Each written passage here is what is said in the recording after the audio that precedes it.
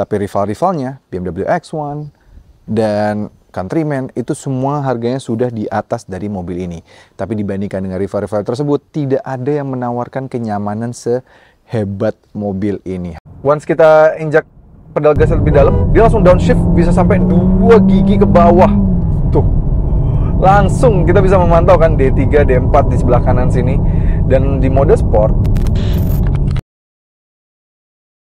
Halo guys, welcome back to CVT Indonesia bersama kami, Reza RFR. Di sebelah kami adalah sebuah Citroen, bukan C3 Aircross yang kami miliki, tapi ini adalah C5 Aircross yang sejatinya cukup menarik untuk dimiliki. Karena kalau menurut kalian selama ini kalian udah pernah nyoba C3 biasa atau C3 Aircross itu nyaman, mobil ini lebih nyaman lagi. Dan kalau kalian pengen merasakan teknologi kenyamanan yang dimiliki Citroen sesungguhnya, yaitu adalah Progressive Hydraulic Cushion, nah mobil ini punya. Yes, sejatinya kami pernah membahas mobil ini waktu itu kami ketika di Prancis sana. Tapi since ini ada di Indonesia, apakah suspensi mereka ini tetap nyaman dan cocok untuk di Indonesia? Ataukah justru yang lebih cocok tuh suspensinya C3 Aircross dan juga C3 dan EC3? So, tanpa berlama-lama, ini dia CVT Review C5 Aircross.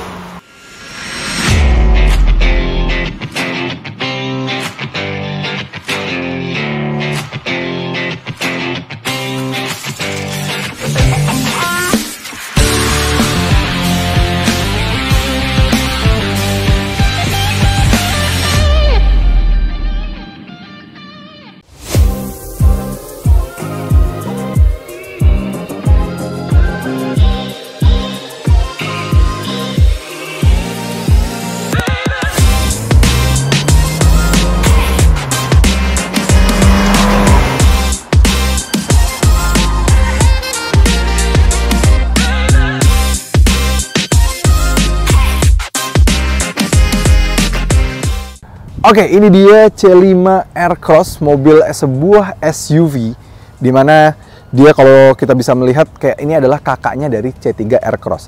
Banyak banget desain Q dari C3 Aircross yang diambil dari mobil ini. Kalau kalian bandingkan side by side seperti ini ya mirip banget, banyak yang mirip banget dari mobil ini yang diimplementasikan ke C3 Aircross atau si adeknya. Mulai dari LED DRL yang terbelah seperti ini, terus juga lampu-lampu LED-nya, terus juga logo Citroen-nya seperti ini, grillnya, terus juga pada bagian bawahnya ini, fog lamp-nya juga sudah LED, persis juga seperti si C3 Aircross juga sudah LED, sculpture pada bonetnya ini juga sudah sama persis. Dan kalau bisa perhatikan, desain depannya itu kayak sangar gitu, gede banget, bulky, gede, persis juga seperti di C3 Aircross. Tapi kalau di C3 Aircross tuh panjangnya, lebarnya masih 1700 sampai 1800, dia sudah hampir 2 meter lebarnya. Yes, karena lebar dari mobil ini itu di 1969 mm. Jadi kalau kalian perhatikan dari tampak depan seperti ini atau tampak belakang seperti itu, kayak bener-bener mobil itu kayak keker banget gitu. Keren gitu ya. Dan lanjut pada samping, panjang dari mobil ini di 4500 mm. Artinya dia ya sebenarnya di kelas SUV yang kelas-kelas di CX-5 dan kawan-kawan ya. Tapi di beberapa market dengan harga seperti ini dia banyak disandingkan dengan Mini Countryman sebenarnya. Karena masih 4500-nya 4500 pas. Jadi lebarnya 1969, panjangnya 4500, tingginya 1700 ya. Kami tingginya 175 cm, masih tinggi sedikit dibanding mobil ini gitu. Jadi ini lebih tinggi. Dan kalau kalian perhatikan, dia banyak banget desain Q yang mirip juga dengan C3 Aircross si adeknya. Lihat ya, tarikan garisnya ini, tarikan pada pilar A-nya, sampai B, C, hingga D-nya itu mirip banget dengan C3 Aircross. Spionnya sudah ada sign LED dan juga ada blind spot monitoring di sini ya. Dia sudah auto retract, bagus spionnya. Dan ada lampu di bawahnya, jadi kalau ketika malam hari kita unlock, dia sudah ada lampunya. Tapi tidak ada kamera 360. Tapi nggak apa-apa, karena kamera mundurnya dari mobil ini aja canggih banget. Ya nanti akan kami jelaskan lebih lanjut. Nah, mobil ini sudah ada keyless entry dengan pakai guratan aja, jadi nggak pakai tombol atau apapun, dia pakai guratan. Jadi kita tinggal touch gini aja, dia bisa langsung auto ke unlock mobilnya, gitu. Dan ada satu hal yang menarik menurut kami di sini, yaitu dia di bagian sini dia pakai kayak plastik cladding gitu ya, tipikal yang ada di C3 Aircross juga seperti ini ada. Dan ini kalau dibuka, ini terbukanya sampai bawah sini. Jadi kalau ini kotor, mobil kita misalnya kena cipratan, kotor, atau habis light off-road bersama mobil ini ya, sampai kotor nyiprat ke sini. Misalnya kita keluar dari mobil, terus kaki kita kena ke bawah sini, ini masih tetap terjaga karena ininya sampai bawah sini. Jadi bagian dalam mobilnya ini yang akan terkena ke celana kita bagian belakang, ini masih tetap bersih. Jadi small details yang cukup menarik di bagian sini. Nice. Lanjut pada bagian belakang. Nah, ini ada beberapa hal juga yang agak mirip dengan C3 Aircross, mulai dari tarikan lampu LED-nya, DRL-nya gitu, LED bar dengan lampu mundurnya dan segala macamnya. Dia lampunya tapi memang lebih membulat dan ada garnishnya lagi hingga ke pintu bagasinya. Kalau si C3 Aircross kan hanya di bagian terluarnya saja pintu bagasi gitu ya. Di bagian sini, nah ini kalau ini garnishnya sampai ke bagian belakang sini. Bagus. Dia tidak ada antena shark fin kayak ala-ala itu, tapi karena memang antenanya sudah di-embed ke kaca jendelanya, jadi nggak perlu lagi ada antena shark fin di tengah situ, nggak ada. Tapi sudah ada integrated spoiler, sudah ada roof rack, dan yang bagus sudah ada defogger, wiper, dan yang tadi kami bilang kamera mundurnya canggih. Yes, meskipun dia cuma satu kameranya ya, cuma mundur doang, tapi dia bisa membuat citra dari mobil ini terasa seperti kamera 360. Yes, jadi ketika kita nyalain pertama, dia tuh kayak memantau dulu sekitar dari mobil ini, sehingga habis itu dia menjahit sendiri kanan kiri dan depan dari mobil, sehingga bentuknya ketika kita pakai untuk parkir benar-benar kamera 360. Ini menurut kami cerdas, nggak perlu develop kamera 360 taruh di samping spion kanan, spion kiri, taruh depan gitu ya.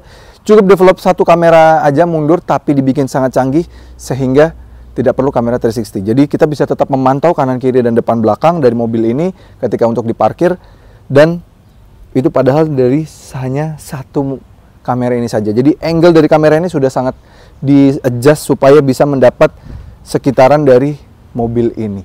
Menarik banget, jadi unik gitu ya. Di bawah ada garnish seperti ini, tapi saya memang yang sedikit mengganggu ada ala-ala garnish untuk knalpot ya, di kanan dan kiri, padahal ini nggak ada sama sekali. Knalpotnya dari bawah sana saja. Ini kayak, ini yang sudah dilakukan sama Mercedes-Benz dan Audi ya, dan diikutin sama Citroen C5 Aircross ini. Kapasitas bagasi dari mobil ini, dia lumayan besar. Dia sudah power tailgate pastinya, bagus. Di belakang dia sudah ada lampunya dan segala macamnya. Kapasitas bagasinya juga lumayan besar di 580 liter. Dan kalau di extend dia bisa mencapai 1720 liter. Dan yang uniknya untuk melipat baris keduanya memang nggak bisa ya langsung dari sini gitu ya, nggak ada tuasnya juga dari sini sama sekali. Tapi dia bisa individual 40-20-40, bukan 60-40 tapi 40-20-40. Tipikal mobil Eropa banget. Jadi tengahnya bisa benar-benar terbuka di tengah doang bisa, dan juga yang kiri dan kanan juga bisa terbuka secara terpisah. Dan menariknya dia benar-benar bisa sangat rata lantai. Rata lantai aja kita bisa bawa 2 koper besar, 1 koper kecil, dan sebuah stick golf. Tegak aja 580 masih bisa bawa 2 buah koper besar dan 1 koper kecil, dan masih bisa bawa stick golf pastinya. Karena memang ya secara kapasitas mobil ini lumayan besar. Nah, ini dia interior dari C5 Aircross yang di Indonesia. Kita nyalain dulu ya. Ya, dia sudah keyless entry, nggak kayak C3 Aircross yang masih pakai kunci. Jadi udah keyless entry, kuncinya seperti ini ya. Sudah keyless entry, keren. Bagus. Oke, kita nyalain AC dulu. Yang menarik dari mobil ini, yang pasti yang berbeda dari yang pernah kita review di Paris adalah, ya ini formatnya udah setir kanan.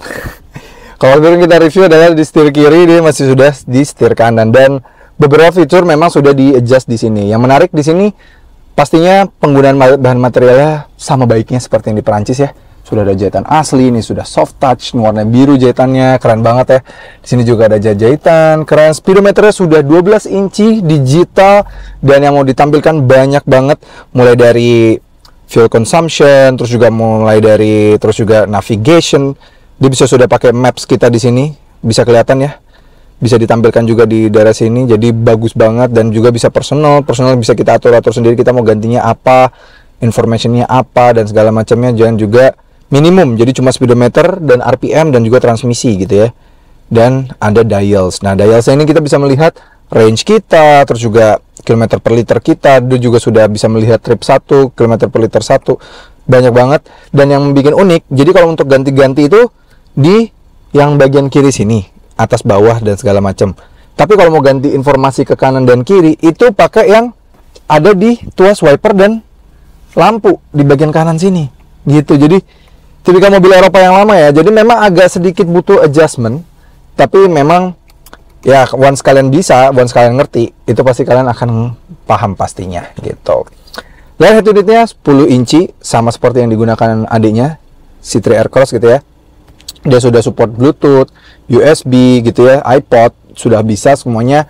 Dia juga sudah support Apple CarPlay dan juga Android Auto. Dan dari layar head unit ini kita juga bisa mengatur banyak banget pengaturan untuk ini ya, mobilnya banyak banget, kayak misalnya lampu, ADAS-nya, ADAS mobil ini juga sudah ada. Dia juga sudah bisa pakai parking assist, keren banget. Dia sudah bisa, nih kita tinggal pencet aja, dia langsung bisa tahu di mana kira-kira. Nah ini dia bisa nyari parkir sendiri dan segala macamnya. Dia juga sudah bisa untuk mencari parkir dengan sendiri. Jadi kita tinggal ya terima jadi doang, mobilnya sudah bisa parkir dengan sendiri, canggih gitu ya. Dan yang menurut kami bagus, dia sound systemnya lumayan oke banget, bagus banget. Padahal dia masih pakai in-house, dia belum ada speaker dari misalnya premium sound gitu, enggak, dia masih dari in-house tapi sudah cukup oke banget. Yang masuk ke Indonesia lagi, dia sudah ada wireless charging. Tuas transmisinya mirip banget dengan yang digunakan di EC3 ya. Persis banget, dia pakai tuas seperti ini, naikin ke atas dan P-nya dipencet. Sudah ada mode manual juga. Drive mode ada 3. Bisa diatur dari sini, ada normal, sport, dan juga eco pastinya. Dan juga ada RT parking brake, 2 cup holder di sini, dan ruang penyimpanan di bagian sini. Dan pembukaan center armrest ini sudah dibalut kulit, dan dalamnya sini sudah dialirkan AC juga. Jadi kalau kalian berjalan sudah nyala, kondisi nyala AC, ini bisa tetap dingin. Jadi kita bisa mendinginkan minuman kalian di dalam sini. Jadi cukup menarik. Bagus banget. Dan yang kami suka juga adalah jok-joknya. Joknya ini dia sudah bercampur antara kulit dan sweat, baik yang depan maupun yang bagian belakang. Jadi enak banget yang sweat ini tuh. Sweat tuh bikin nggak terlalu panas rasanya. Kalau kulit kan kayak keset gitu ya. Jadi kalau kepanasan bakal berasa banget nih panas. Sedangkan ini sudah berbahan sweat. Begitu pula pada bagian door trim sudah soft touch. Ini sudah leather. Kaucanya sudah all auto gitu ya. Auto up, auto down, semuanya bagus. Dan di atas ini untuk pengaturan lampu-lampunya. Lampunya sudah LED, LED kanan kiri semua sudah LED, dan sudah ada panoramic sunroof. Dan panoramic sunroof itu covernya mirip banget sama kayak di Grand Vitara. Nih kami lagi tutup covernya. Yes, covernya tuh dia cover warna terang. Mungkin kalau kalian mikir kalau kayak di HR-V itu panas banget karena covernya sudah nerawang tapi warnanya hitam. Nah kalau di mobil ini kayak atau di Grand Vitara gitu ya, itu dia nerawang tapi warnanya bening sehingga nggak menyerap panas. Karena kita tahu warna-warna gelap itu pasti akan lebih menyerap panas. Sedangkan di mobil ini meskipun rawang, dia warnanya tetap terang. Sehingga meskipun kita tutup covernya gini, feel spaciousness-nya tetap dapat di dalam mobil ini gitu ya. Dan kalau mau buka tinggal bagian ini aja. Dan panoramic sunroof-nya juga masih bisa dibuka gitu ya. Tuh, wah. Keren. Jadi bukan cuma panoramic roof tapi sudah panoramic sunroof. Pengaturan kursinya sudah elektrik. Pengaturan dari setirnya juga sudah tilt dan teleskopik. Dan tipikal teleskopik yang mobil Eropa ya, jauh. Jadi kita benar-benar bisa mendapatkan posisi berkendara yang paling pas di sini. Sun visor sudah ada kaca dan lampu pastinya kanan dan kiri. Bagaimana dengan mesinnya? Langsung kita coba. Karena sejatinya mobil ini langsung dari Eropa, ya, dari Prancis ya mobil ini. Jadi kalau untuk membuka kap mesinnya dari sisi kiri. Yes. Ini tuasnya masih di sebelah sini, jadi kita harus buka pintu dulu. Kalau kita tutup pintunya, itu kehalangan. Jadi kalau kita buka baru kelihatan itu tuasnya sebelah sini. Oke. Baru kita bisa buka mesinnya. Nah, panas. Oke. Ini mesinnya. Sayang dia belum pakai hidrolik ya, dia masih pakai tuas gitu. Tapi nggak apa-apa.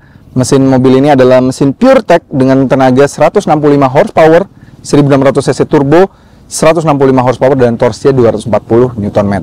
Tenaga itu dialirkan ke roda depan melalui pilihan transmisi 6 percepatan otomatis yang sudah ada pedal shiftnya gitu. Ya memang sayang banget dia belum pakai PureTech terbaru, tapi yang masuk ke Indonesia ini sudah disesuaikan dengan kondisi bensin yang ada di Indonesia. Tahu sendiri bensin Indonesia yang sudah oktan 95, 98 aja dibandingin sama oktan 88 yang ada di Perancis beda jauh gitu. Kami pernah ke Perancis diundang dan melihat langsung kondisi bensin Indonesia dan Perancis itu bumi dan langit gitu ya. Jadi makanya kita masih dapatnya mesin seperti ini, tapi sebenarnya secara tenaga itu masih cukup oke banget. Kalau bisa kita perhatikan, itu setara dengan mobil-mobil dengan mesin 2500 atau 2400 naturally aspirated. Jadi mesin 1600 cc-nya ini lumayan bertenaga. Dia sudah pakai peredam dan sudah dicat warna bodi dan kap mesinnya lumayan berat ya, gitu. Gimana rasa berkendaranya yang versi Indonesia ini? Langsung aja kita coba, let's go. Oke, rasakan rasa berkendara dari C5 Aircross. Jadi kami pernah merasakan mobil ini di Perancis dan lumayan panjang waktu itu jajal mobil ini di Perancis ya. Jalan di sana juga banyak konbloknya, kalau masuk gang-gang gitu kayak ala-ala mobil di jalanan di Itali, Perancis, Monaco tuh banyak yang kayak masuk gang-gang gitu terus kayak jalannya tuh pakai konblok. Jadi mungkin kerasa tuh speed bumps di sana seperti apa gitu ya.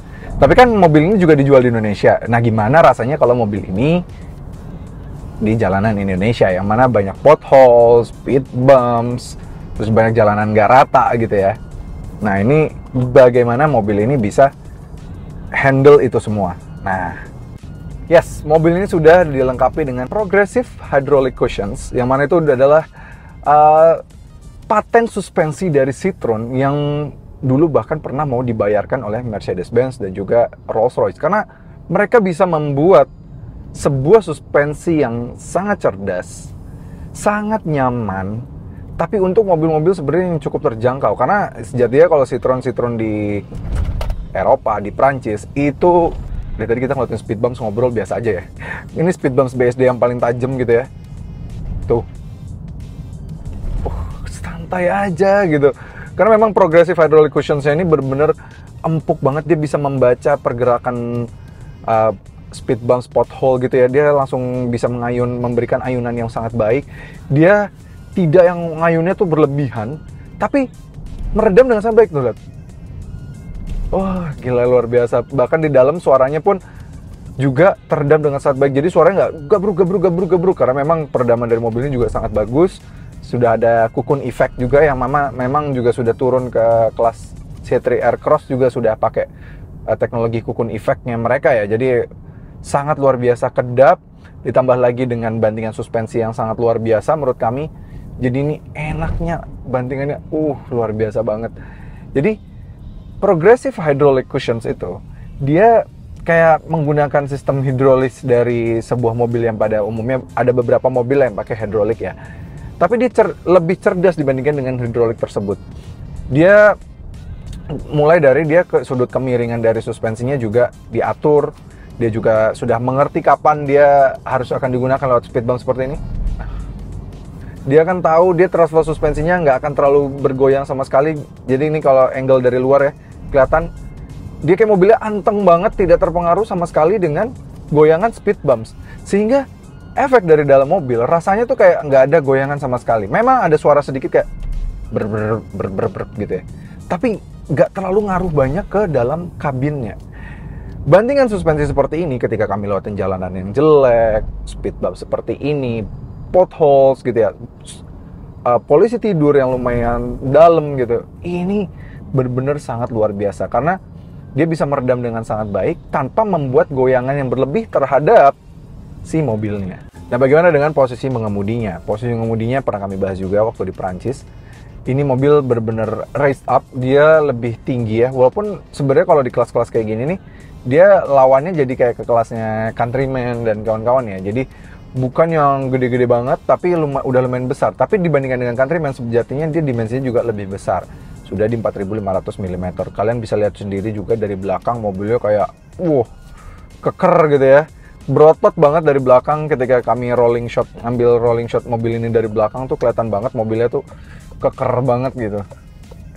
Terasa SUV-nya. Terasa bahkan kalau bisa dibilang lebih besar dibandingkan dengan dimensinya. Padahal pas lihat dimensinya sebenarnya juga bukan yang besar-besar banget gitu ya. Dia masih around teritorinya CX-5 lah sebenarnya.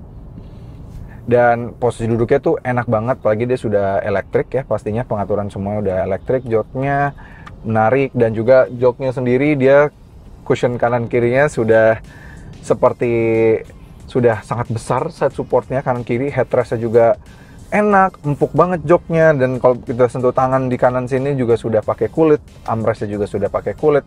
Jadi yang tersentuh dengan tangan benar-benar sudah sangat membuatnya mobilnya nyaman. Ditambah lagi penyaliran tenaga dari mobil ini 6 speednya halus banget, benar-benar halus, sangat luar biasa. Ini halus, geleser gitu ya, sangat luar biasa banget halusnya dibandingkan dengan beberapa komputer di kelas ini yang pakai dual clutch transmission. Ini jauh lebih halus. Ini kalau once udah kita berjalan, ditambah dengan progressive hydraulic cushionnya itu, terus juga ditambah dengan transmisinya, mesinnya, pengalihan tenaga itu kayak halus banget gitu. Hampir bisa dibilang bahwa mobil ini kayak lagi mobil hybrid, lagi berjalan di mode EV gitu rasanya. Bahkan ada beberapa keluarga kami gitu ya, ketika naik mobil ini, bilang, ini hybrid. Nanya pertamanya seperti itu. Karena saking halusnya mobil ini. Luar biasa, ini halus banget, dan kekedapan kabinnya juga sangat luar biasa. Dari tadi, bahkan in fact dari tadi kami barusan ngelewatin motor yang knalpotnya sudah diganti, dan ini halus banget. Nih. Dan yang menariknya lagi, di depan, karena dia sudah pakai teknologi cocoon effect, tambah dengan, nah itu barusan terkelewat, cocoon effect-nya tuh bener-bener membuat mobil ini sangat kedap sekali. Jadi kekedapan kabin tuh sangat berpengaruh terhadap kenyamanan ujungnya. Jadi bandingan suspensi, dia meredam suspensi dengan sangat baik, terus juga dengan teknologi hidroliknya tersebut, ditambah lagi dengan kekedapan kabin. Jadi terus smoothness dari transmisinya ketika kita berjalan di mode normal dan eco itu luar biasa, top notch banget. Tapi once kalian pengen bersenang-senang bersama mobil ini, tinggal rubah mode berkendara, karena ada 3 mode berkendara, ke mode sport. Seketika transmisinya jadi sedikit agresif. Kita once kita injak pedal gas lebih dalam, dia langsung downshift bisa sampai 2 gigi ke bawah. Tuh. Langsung kita bisa memantau kan D3, D4 di sebelah kanan sini. Dan di mode sport, itu kita bisa melihat bahwa mobil ini itu langsung downshift ketika kita misalnya kick down gitu ya. Tuh, langsung dari tadi dari 4 terus kayak langsung kick down kedua. Wah, tuh cepet banget perpindahannya, gak terasa jerky sama sekali, tetap halus, perpindahannya cepet, luar biasa. Ditambah lagi dia juga sudah dilengkapi dengan mode manual yang kita bisa pencet dari sini. Tuas transmisinya mirip banget sama EC3, dan pedal shiftnya itu fix di sini. Pedal shift fixnya ini keren banget, jadi kita mau belok kayak apapun dia akan tetap fix berada di tengah sini, sehingga kalau kita mau ganti-ganti juga sangat membantu sekali. Dan tambah lagi di mode manual, ketika kita rubah ke mode manual, suara dari transmisinya juga semakin menyenangkan. Wah. Ini SUV, nyaman banget, tapi masih bisa tetap fun gitu. Menarik banget ya.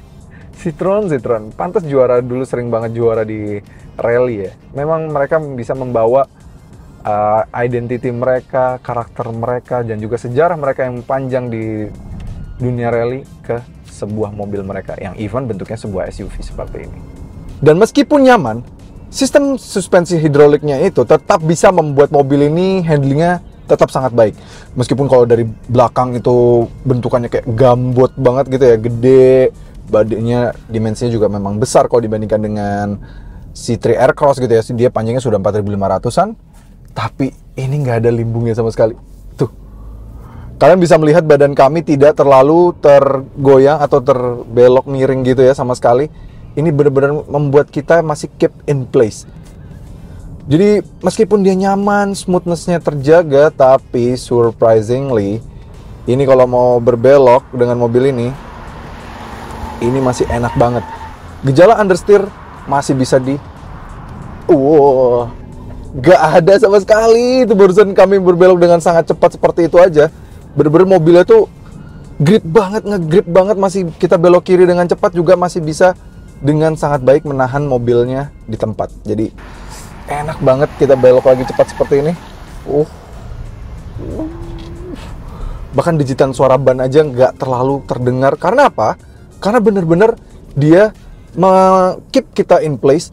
Sistem suspensinya juga sudah baik, sangat baik sekali. Sudah ayunan suspensinya juga membuat mobil ini tetap bisa bertahan dengan baik. Apalagi dia juga sudah independen, sehingga kalau berbelok seperti ini dia bisa memberitahu mana ban yang sebenarnya sedang lagi keangkat dan kira-kira butuh bagian mana yang dialirkan tenaga, dan juga di mana dengan ayunan tenaga, dan di mana dia bisa membuat mobil ini traksinya juga sangat baik. Jadi sistem traksinya juga berpengaruh di sini. Traction controlnya juga sangat luar biasa bagus, sehingga sangat berpengaruh sekali terhadap handling dari mobil ini. Jadi meskipun nyamannya sangat luar biasa, smoothness-nya juga aduh juara banget nih mobil, tapi handlingnya tetap oke. Untuk SUV gede loh kayak gini.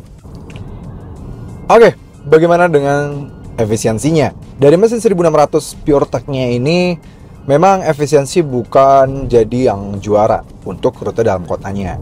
Memang dalam kotanya dia tergolong agak, untuk today's standard tergolong biasa aja, bukan yang boros banget juga, tapi ya sedang-sedang aja lah. Dalam kota kami dengan kecepatan rata-rata 20 km per jam hanya bisa mendapatkan di 10,1 km per liter.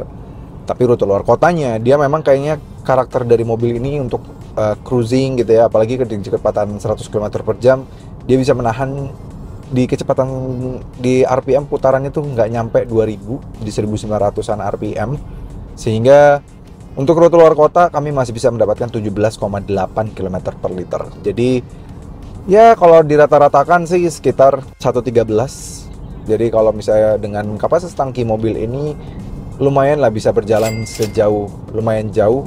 Dengan oktan minimal kan dia di 95 gitu. Ya masih cukup oke. Mengingat mobil ini ya kalau di kelasnya ya satunya ada yang 1.4 turbo gitu kan, ada yang 1000 turbo, ada yang 3 silinder gitu ya. Dibandingkan dengan rivalnya asal Jerman yang 1.4 turbo atau yang pakai 3 silinder, kami lebih jauh prefer yang ini karena selain efisiensi lebih baik, dia smoothness-nya seperti yang kami sebutkan di awal juga jauh lebih baik dibandingkan dengan rival-rivalnya tersebut gitu. Bicara soal ADAS, tapi memang bukan poin terbaik dari mobil ini.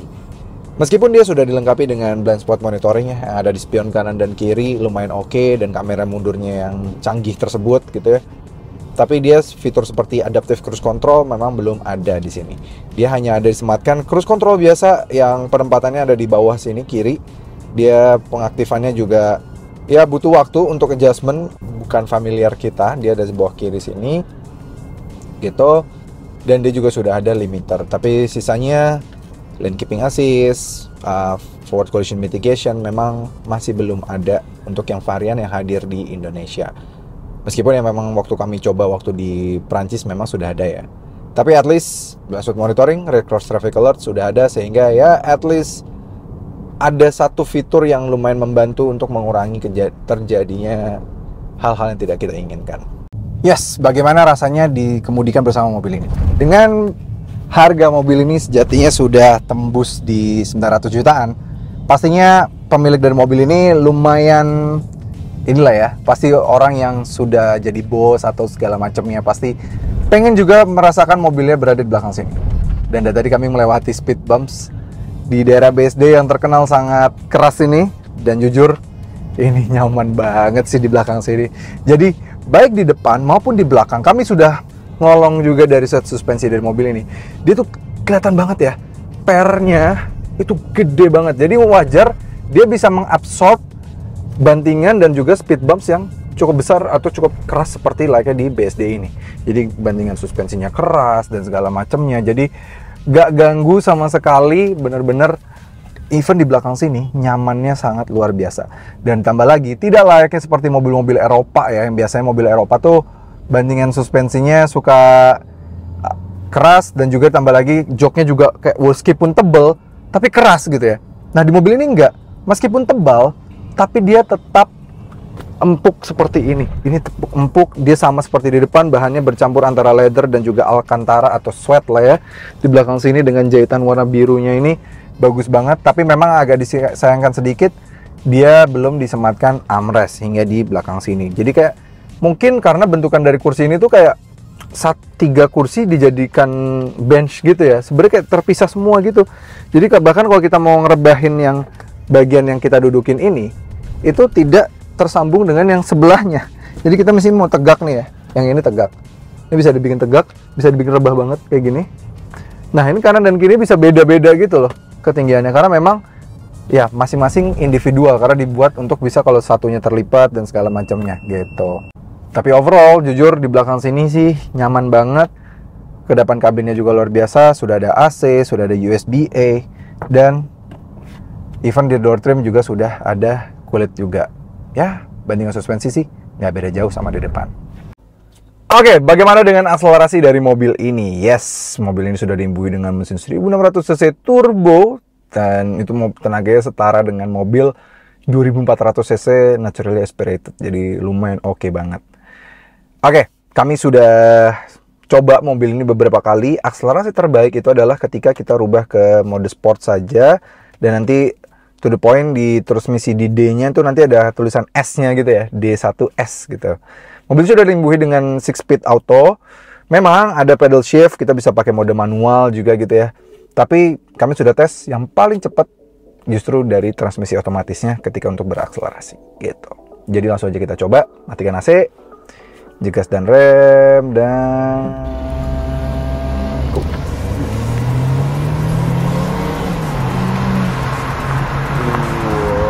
ya 100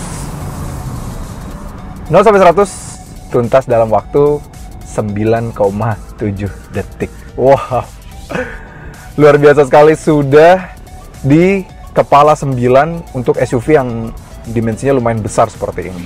Jadi lumayan cepat. Dia berarti kalau bisa dikatakan kalau di kelas ini dia ya bersaingnya dengan Mazda CX-5, terus juga dengan ya kelas-kelas Tiguan Allspace juga ya.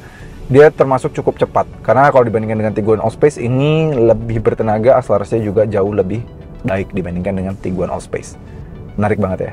Tapi meskipun begitu, kalau kalian misalnya mau pakai mode manual gitu ya, dia ada 6 speed dan kalian bisa operasikan dari pedal shiftnya ini. Dan pedal shiftnya tuh fix ya, walaupun bukan magnesium yang ini, bukan yang pakai aluminium gitu segala macam, dia masih pakai plastik. Tapi dia kalau kita belok kanan kiri, dia masih fix.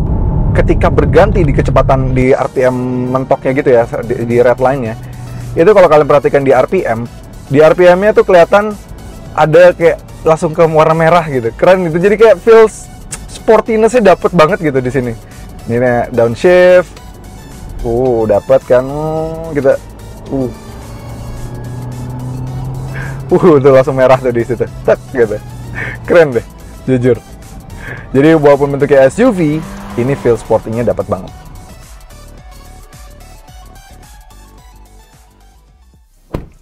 So gimana kesimpulan dari Citroen C5 Aircross ini? Jadi kalau kalian bener-bener pengen ngerasain kenyamanan Citroen yang sesungguhnya, ya adanya di varian ini.